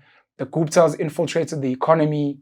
It was a mess. And the legacies we have today of load shedding and were exacerbated during his term. But there are people that love Zuma. They feel he stands for black people. They feel he's here to push a black agenda. They feel he's the only black president, real black president South Africa's ever had, because Nelson Mandela was a figurehead and he was old. Thabo Mbeki was more economic and very much for white business. Kgalema Motlanthe was a caretaker. Cyril Ramaphosa has gone back to almost protect white business and foreign interests. And they feel Jacob Zuma was the guy. But he's old and he's served. But he's a new player. And in my opinion, my theory is he's been sent by the ANC to go and collect all the angry votes that were not going to vote for the ANC, especially the RET, Radical Economic Transformation guys. Is that the strategy? That is my opinion. Okay. But people are like, the way the ANC and Fikile Mbalula have attacked him over the logo and the... I still stand by my theory, even though I could be wrong, that I think if look, I'm mentioning the MK because I was actually asking you a question. So the MK becomes another potential coalition partner. I'm not really sure about the other smaller guys. IFP, Freedom Front Plus. The other guys may be too small. Action SA, Herman Mashaba said they refuse to work with the ANC under any condition. The Patriotic Alliance, Gates and McKenzie, may be willing to work with the ANC, but we don't know how much power they'll get. If we get to an ANC under 50, there are some radicals that believe they can go under 40. There's some poll that has them at 37%. Wow. Which coalition partner or partners do you think they should go for and why? You don't have to go in depth, but it's DA, EFF, MK. The DA said they will go in coalition with the ANC as a softer blow than the ANC going into coalition with the EFF or MK. Well, how would that be a softer blow? They believe they can kind of hold the ANC to account, and they believe if the ANC is going into coalition with the MK and EFF, it's going to be a radical expropriation without compensation. You've got Julius there, nationalization. Things are going to fall apart. So they're like, well, if we're there, we can kind of speak to these guys and get them to see reason. Because it's voting, more than anything, for people to understand. It's 400 seats in parliament. It's at any given time. The EFF as a coalition partner says expropriation without compensation, and we want our coalition partner, the ANC, to agree. Now, if the DA is in coalition with the ANC and the EFF says this and the MK agrees and others, the DA and the ANC can be like, no, we don't agree. So it's about voting power on policies. What happens if the EFF says, okay, we're not going to go into coalition with the ANC, we're going to go into coalition with the DA? The EFF has said that. The DA has said that the EFF is enemy number 1, with only 10% power from 2019. 10% of the votes. But the DA had the EFF as the enemy number 1, and a lot of people are like, this makes no sense. But the EFF is not in power, they're not in government. Are you guys scared of the ANC, or are you almost saying you're fine with the ANC? Because they're the reason this country is like this. They are the number 1 opposition, hence we are opposing your belief system and how you run the country. So they can't be enemy number 1. They have to be enemy number 2. If you think about it logically. Sure. So enemy number 1 until, let's have a discussion. If this is enemy number 1, your direct opposition, then the EFF becomes kingmaker. I'd still like to hear your thoughts. Don't throw it at me. I don't know. I don't know, because from the little bit you know about the ANC, if they had to pick, who do you think they'd pick and why? With who running the ANC? Current. Let's assume current. That's Cyril Ramaphosa as president and Paul Mashatile as deputy. I think you'll pick the DA. Why? because I think they will be less challenging, and they'll be able to sit down and have long discussions where the EFF party will be a lot more aggressive. In my opinion, they'll be a lot more aggressive, and I've never sat in rooms with them, but from what I've seen, Sure. they're outspoken. They, in my opinion, won't wait until a meeting happens, do it behind closed doors, have a conversation, and then make a decision and go outside and be political. They won't be scared to before the meeting, after the meeting, and during the meeting, be aggressive. In my opinion, that's how I see it. You think the DA would be a more agreeable partner for the ANC? Do you not think this would hurt the ANC, where they are, in effect, telling a black majority that we'd prefer to go with what's seen as a white party I didn't see that versus angle. working with what used to be our ANC youth I league in the didn't see past? that angle. 100%. That might hurt them. I think there's risk at both parties. It's just what appetite do they have, and what is each party's, a win and a loss. What does a win mean for the ANC going with the DA? What does that win look like versus a loss? And what does the other one look like versus a loss? Do you think the country is going to, you assume that the ANC is going to remain in power and get over 50? What do you think is going to happen to South Africa in the next 5 years under that scenario? Shell is exiting. That's a big blow. BNP Paribas, which is a French bank, is exiting. I believe Anglo American, if I'm not mistaken, has listed in America. So they delisted, I don't know if they have. There was a time last year, if not the year before, where Cyril Ramaphosa literally asked Anglo American, because they were looking to retrench thousands of jobs. They asked, please, can you hold off the retrenchments till after elections? He said this, his words. People can go Google. It's crazy. It's like, we know you want to hammer more jobs. It's fine, but just wait till we go through this thing first. What do you think is going to happen? Do you think South Africa is going to get worse? Do you think there's going to be a rebirth? Another new dawn? Again, to predict the future, we have to look at the past. Yeah. I think the next 5 years, you're not going to see a sharp decline in everything. It's not just, the wheels are not going to fall off, but it's going to get more wobbly. It's going to get more technical. It's going to get more difficult. Yeah. It's going to get less favorable for outside investment. I mean, Shell leaving is a big blow. Big blow. There's apparently they're giving their fuel stations to, is it Viva? Some brand of sorts, if I'm not mistaken. I could be wrong, something like that. That's a bad loss. Engen used to be one of our businesses, our companies, along with Sasol. Yeah. So, for someone who's a patriot, you'd be like, look, if a Shell and a BP leave, of which these are big mafia companies, by the way, you're like, oh, this is time for Sasol to become dope again, and for Engen. Engen's got a BE partner called Pembani, which is run by a gentleman called Phuthuma Nhleko, who's a very close business associate of Cyril Ramaphosa. He also has a business partnership with Johan Rupert. When Cyril said he was going to put his company in a blind trust, it was going to be looked after by Pembani and Phuthuma. It never happened, by the way. But Phuthuma, if I'm not mistaken, is the current chairperson of the Johannesburg Stock Exchange. He is the 21% BEE partner at Engen. And at some point, Engen was sold to Malaysians, Petronas, 74%. And just recently, Petronas has sold that 74% stake to a commodities trading company that I put in the top of what I call ruthless capitalists running the world, a company called Vitol. They have bought the 74% stake. And I remember having a conversation with people saying, we had a mafia called Anglo American running South Africa, of which their assets might be getting sold to BHP Billiton in one of the biggest deals ever, I think $39 billion. They're not buying South African assets, weirdly enough, which is also a red flag.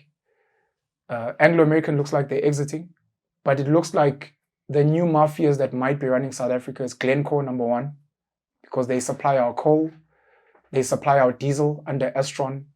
They're looking to get into partnership regarding Transnet and the rail. And it looks like Vitol, as another big commodities trader, also looking to get into this country, and they're doing it via Engen.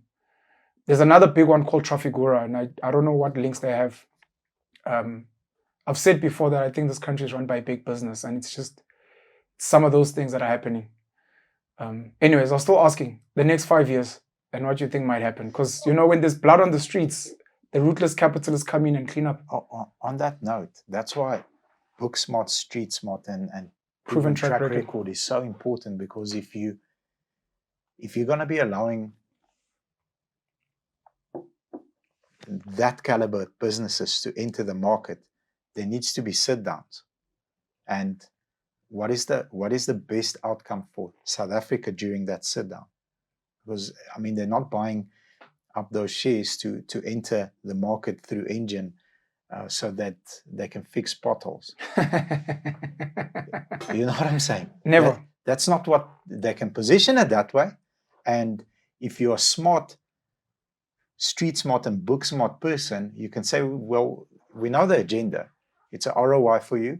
But in order for you to get your ROI, this is what we need to get as our ROI, so that you can have access to our markets and have that person negotiate for the benefit of South Africa. So I'm glad I'm not a politician, man. But I think I would like to be a fly on the wall. Yeah. Do you think our political leaders, and this is not just the ANC, but the bulk of the ones that truly understand politics, not the ones who are coming in because I've been sitting with a lot of politicians or new political parties, and it's cute, man. It's so cute. They're so naive. Do I think they're so naive? They can actually... No. That's not my question. Okay. I think they're so naive. They want to service delivery and want to serve the people. I'm like, oh, this is so cute. Do you think the guys that actually understand politics, the guys at the top, do you think their positions are about serving South Africans or about serving other agendas? And by that, I mean, South Africa has been a really, really great platform for international business. From the days of Cecil John Rhodes, Ernest Oppenheimer, etc., etc. And it almost looks like the United Kingdom, the USA, we can add Russia and China and maybe India today. They are constantly looking for caretakers of South Africa. Could have been the British Union, could have been the Afrikaners at some point, it could be an ANC. They are constantly looking for caretakers who will ensure that the cost of goods we're getting from your country are cheap, and there's a decent labor market, and there isn't much unrest. We call it political stability. Yeah. And then in return for that, we'll make you a billionaire. You can own game farms, you can have a private jet, but we don't need you telling us rubbish about empowerment and patriotism, and we need to bolster our own South African companies. What rubbish is that? And that was one of the arguments against Jacob Zuma, that it looked like, but the fact that he was using foreign Guptas didn't help that argument. Do you think those politicians at the top actually, their number one priority is South Africans at large, or it's big business, whether they are local or foreign? I think my opinion, they are not on the level of the negotiators that are negotiating that transaction. Because if you have 26 million people that voted, what was the number? You gave the number, 26 million people that voted. No, not voted, 17. 26 million with the registered. With the registered 17 voters. million voters. Okay, but take 26. We were able to rally up 26 million people to vote. So that's the pool of voters that we need to focus on and motivate to vote for us.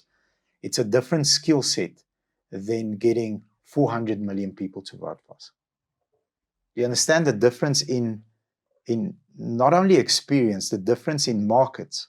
So, and no offense to anybody, but it's like me walking into the ring and trying to fight Mike Tyson. It's just not the same sport. We haven't had the same training. Does it make sense how I'm arguing this point?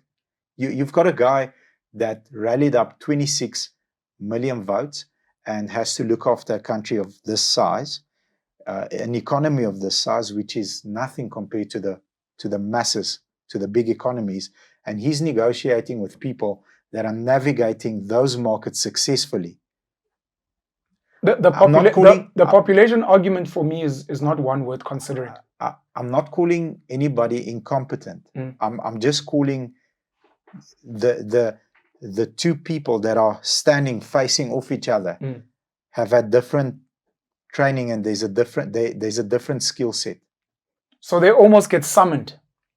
It's like you become a little prefect for South Africa, and we're going to tell you what to do. And it's not so much, let's negotiate on behalf of the people. And you're saying our politicians don't even have the capacity to be considering. So I'll explain it this way. And I had a conversation with a family member 2 days ago. They're currently struggling at work. There's a person at work that's giving that family member a very tough time. And I can hear the frustration. And I said, the only reason that you're frustrated is, and it's coming from a place of love. You are playing soccer. The name of the game when you play soccer is you kick the ball. If you're a defender, you sweep, you kick to the midfield. The midfield kicks to the right wing. I was a right wing soccer player, fairly good at 16, playing under 21. Which was like 80 years ago. Okay. Yeah, before smoking and all the other stuff I did. But the right wing, I always wanted to score, but I was short. So it's a form of discrimination. I felt it at a very young age. We must raise this. So I was quite quick. And my mission, the only thing I had to do on the team is cross high, because we had a tall striker. And the guy was like 2 heads above everybody. I don't think he was 21 because he drove his own car. He was probably 31. But anyway, he was like freaking tall and he used to header the guy in. And then I'm like, I did my job. My job was to cross. So anyway, that family member is playing soccer. It's very clear. Pass, cross, header. Now that family member is interacting with a chess player. It's not the same sport. Does it make sense what I'm saying? This person is a grandmaster, 15 moves ahead of you, chess player. And I've got soccer skills. Do you think our politicians, with the understanding of that analogy, consider the people of South Africa first, or consider the people that run bigger economies and that have greater influence first? Even if they consider the South African people first, facing off a grandmaster chess player can sometimes make you feel like you're winning, and meantime they're winning, because 2 or 3 moves later, you find yourself trapped. They'll put you in the corner and you won't know what freaking hit you. That's why you have grandmaster facing off a grandmaster. Sure. It's chess. Do you think our politicians put our people first? Even if no, not even if. I'm asking if. I'll say yes. Do you think so? I'll say yes. Do you think Cyril, John Steenhuisen, and Julius Malema are, whenever they think, whenever they plan, they like our people first? Yes. But there are powers that be that are excellent chess players with a different agenda. What makes you think that they put the people first? I don't think you get to... So, for example, Cyril's a billionaire and he works in partnership with a lot of these big global multinationals. At any given time, if he was to actually put in a lot of work to empower South Africans, there's a chance that he'd lose his wealth and he'd lose his friends. Global. So you had the stats. How many people have homes? 3 million homes built.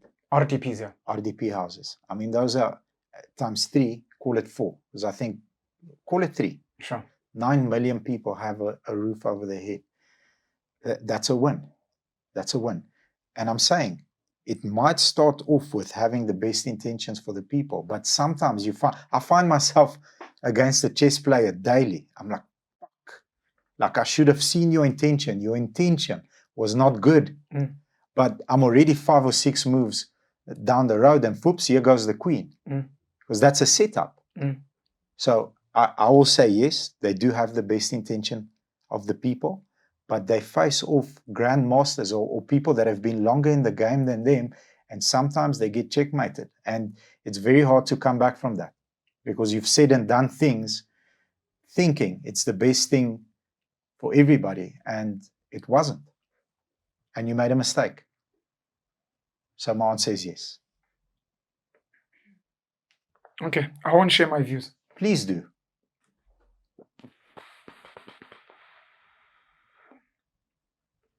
And on that point, as a billionaire, I'm not a billionaire, but dude, like, how much more money do you want? So that's what I'm saying. Like, brilliant business. That's not fair for you to say. How come? You run a business, and someone would do the numbers and be like, if I could just have a nice small dealership with this many cars, it's okay.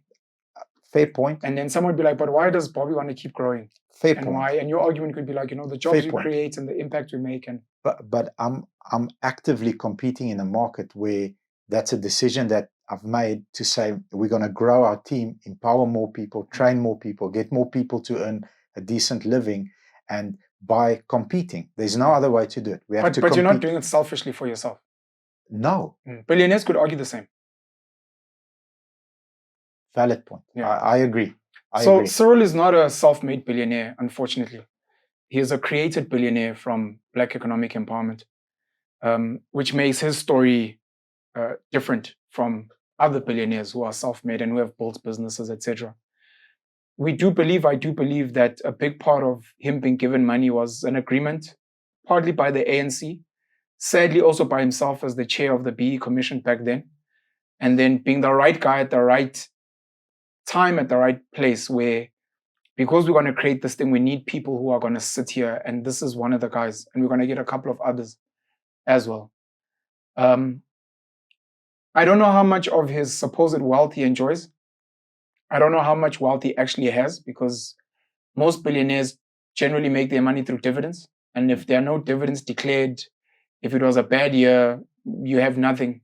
Some billionaires, their wealth, true wealth, comes from putting their shares up as collateral to take out loans. So they actually owe a lot of money, and they try to pay back that money through dividends again. And if it's been bad years, all of a sudden you're struggling. It's like, but Bob, you were 10 billion. You're like, hey, bro, stop with that fucking shit. I have shares. The companies are now worth 8 billion. The dividends were not declared for the past 3 years. I owe banks all this money. I'm struggling. So like my house is like, people don't understand those things.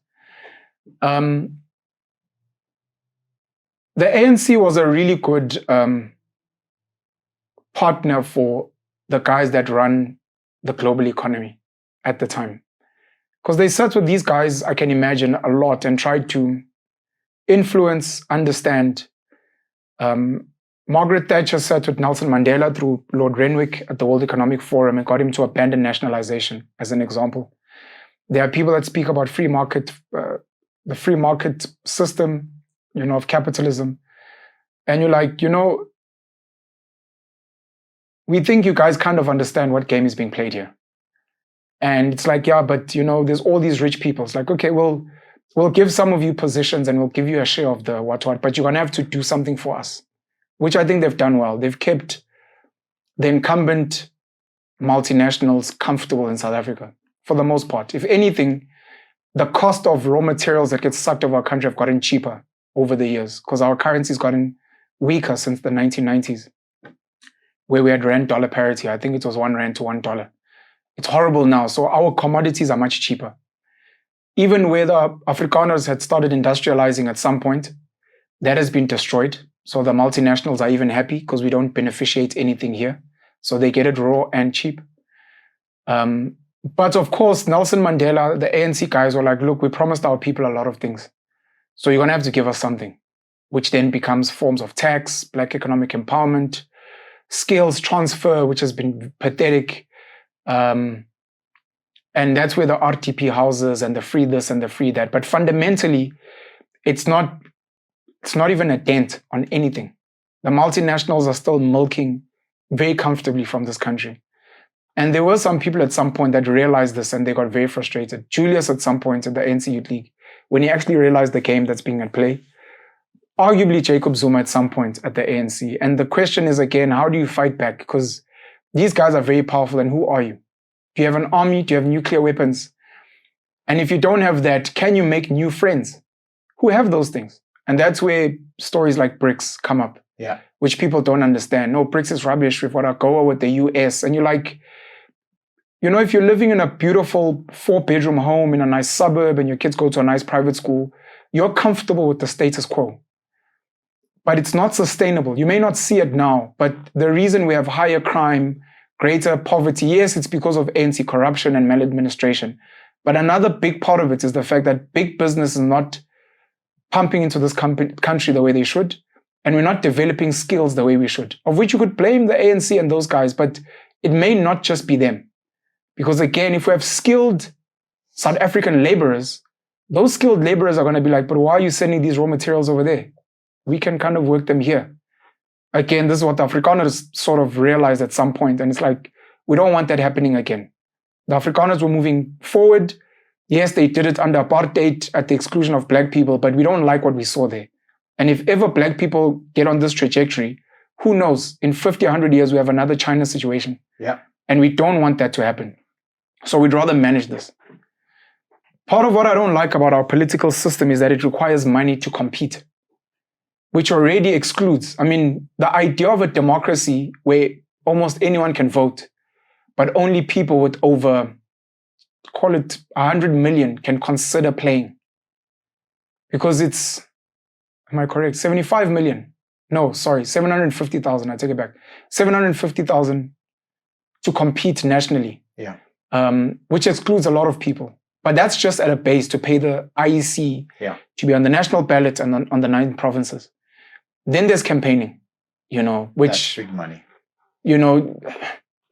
There are parties that are really punching above their weight. The ATM is one, maybe the UTM. New players, maybe PA, Action SA is done really well. But the guys at the top have got so much cash, and it's cash that they get from funders. And those funders are local business people and international business people. And it's not because your manifesto is pretty. No. And it's not because you speak so well. That's rubbish. There's an outcome.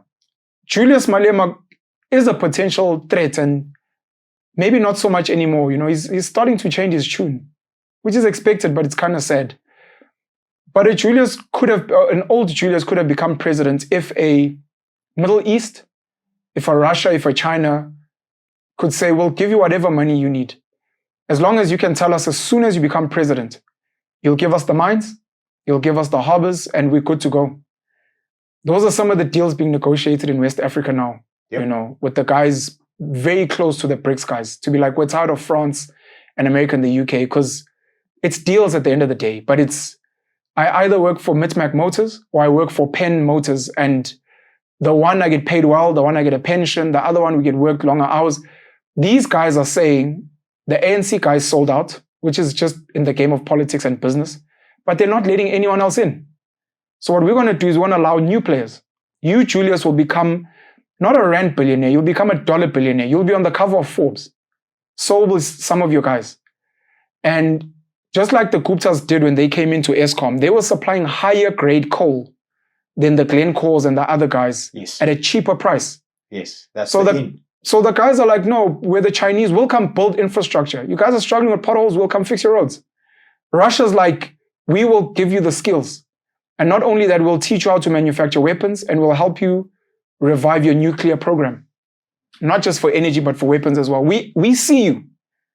These guys in America and the UK and Europe, they don't see you. We see you. You're my brother. We helped you during apartheid. We gave you Kalashnikovs, AK-47s. So that becomes very alluring, for a black child with ambitions. I'm going to be rich. My family members are going to be rich. We want to be the landlords. We want to build a Camps Bay in parts of KZN. We want to build a Sandton in the Eastern Cape. And these guys are selling that to us. The Sheikh of the Emiratis is coming to revamp an airport in the Eastern Cape, of all places. Do they have the best intention? Because what you're telling me for the last 30 seconds is, yes, I do have the best intention. For the people? Yes. Zero. The people, when you've been playing politics for a long enough time, are tools. Because we live in a money world and an economic world.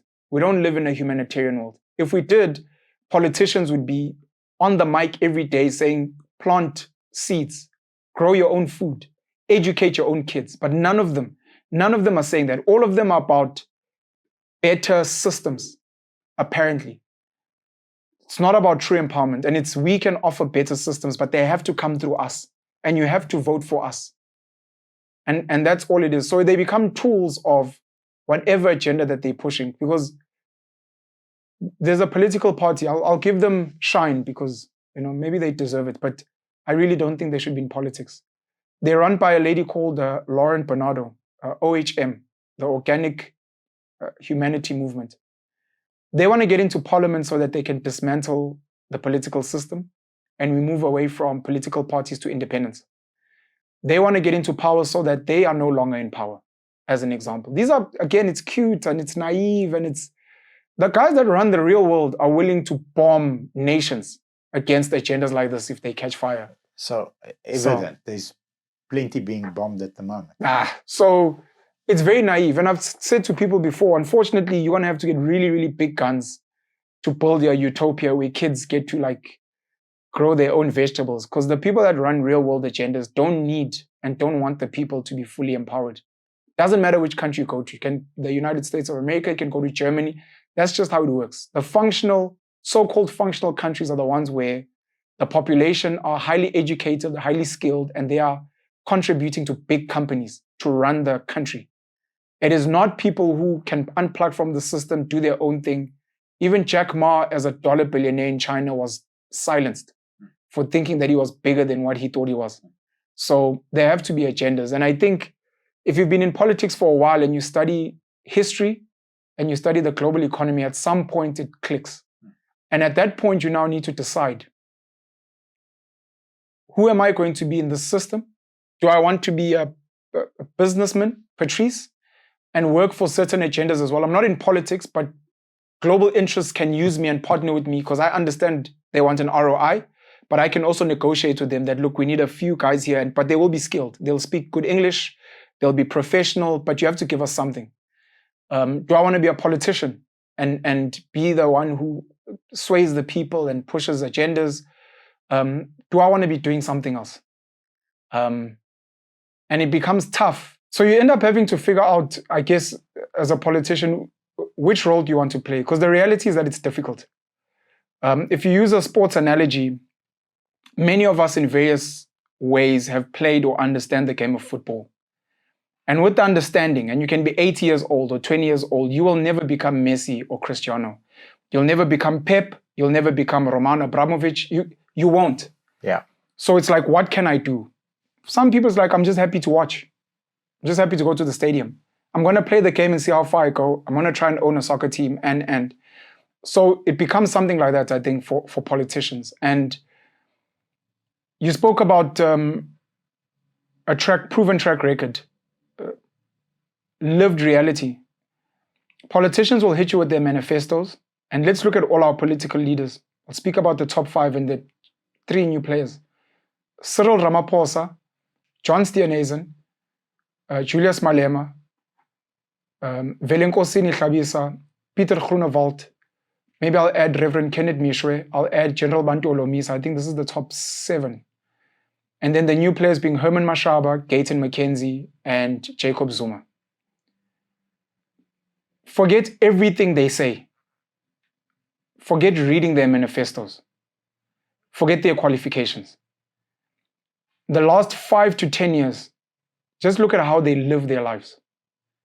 How do they live their lives? What are the things that they care about? Where do they invest their time, their energy, their interests? Are they into money?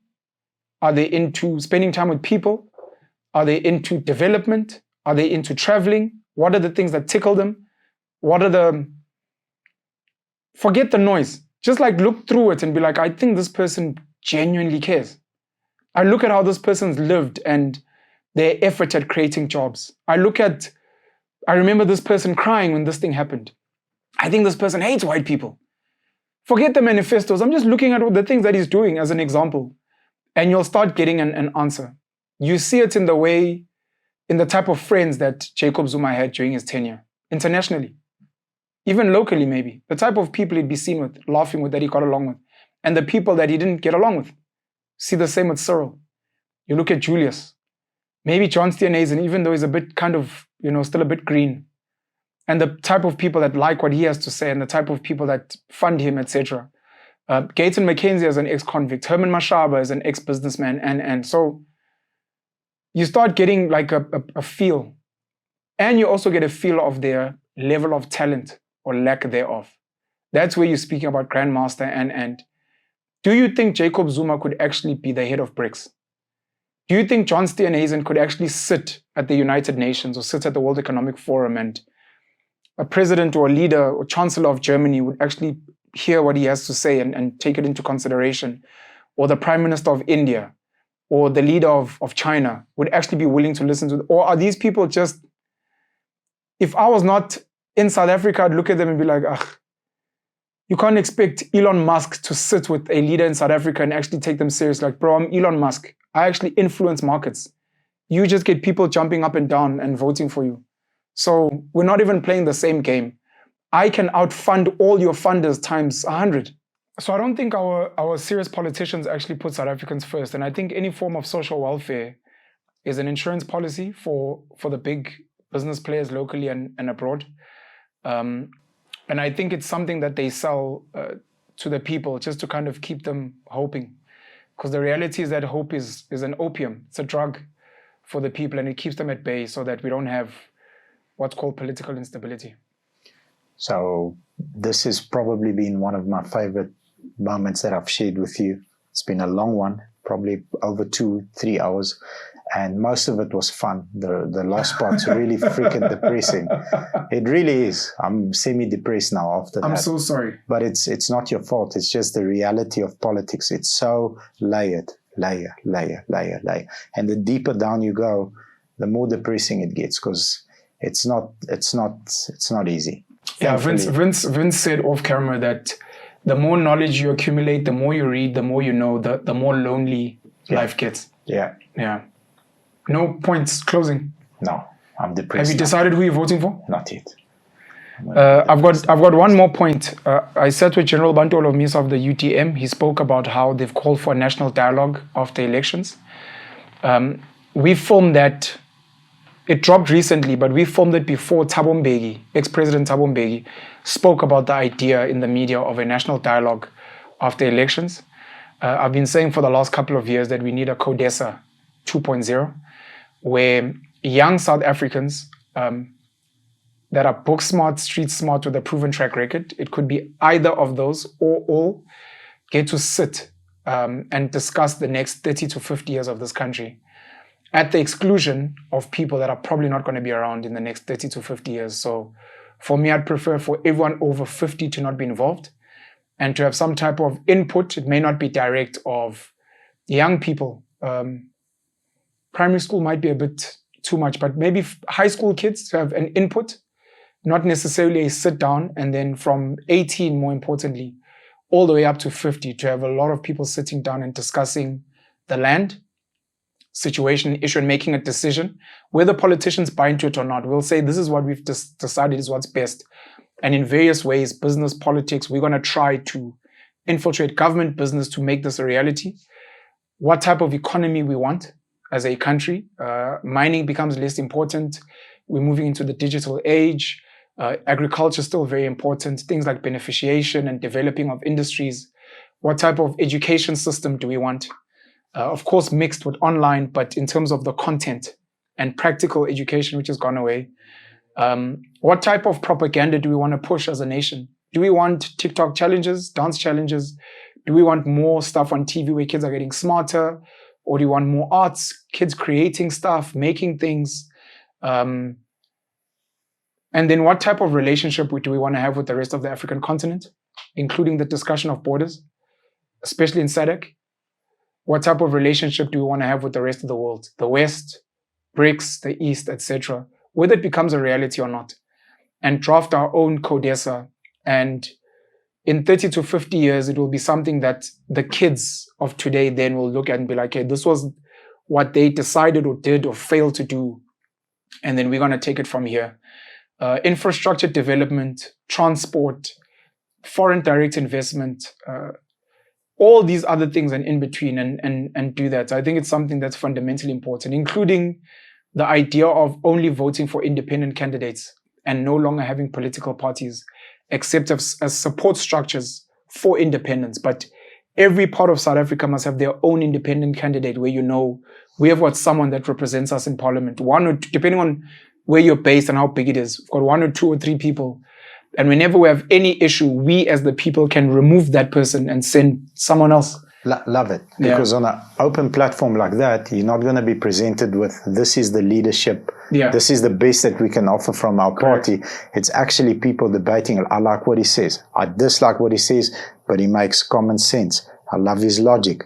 He argues well. And that's how you'll start creating the next phase of leaders out of merit, not out of being a homie with a person that currently is in power. I love it, man. Towards the Lord, this part was exciting. Thank you. This is my parting shot. I don't know what Bobby will say. Maybe he'll tell you who he's voting for. But to all South Africans and all South Africans who are registered to vote. Where's my driver's license? It's just behind the 50 rand. Guys, the 29th of May, 2024 is a very important date for election for those who understand what it means. So try and make the best decision for yourself, your family, your community, and what you think will benefit South Africa at large, very importantly. Number two, in this time, it's not enough time, but you are in WhatsApp groups, you are on social media.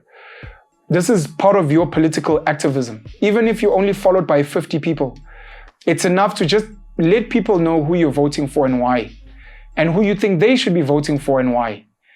Try to not decide on who people should vote for based on your geography, because South Africa is very vast, and what works for you may not work somewhere else. But just make sure that people are getting more conscious and more educated on why they should be voting a certain way and what it actually means out there. Because we can all speak to each other till we turn purple in the face, but it doesn't help, because there are people within your lived reality who don't understand politics.